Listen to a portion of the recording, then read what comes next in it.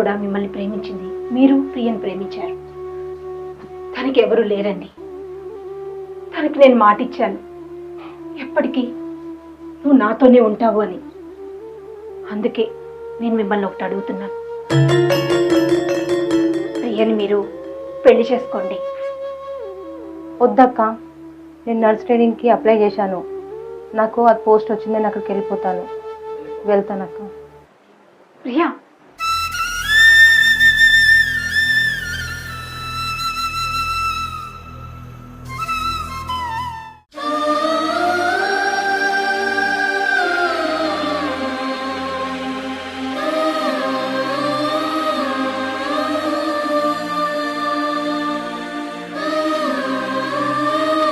వెళ్ళొస్తానక్క, వెళ్ళొస్తానండి.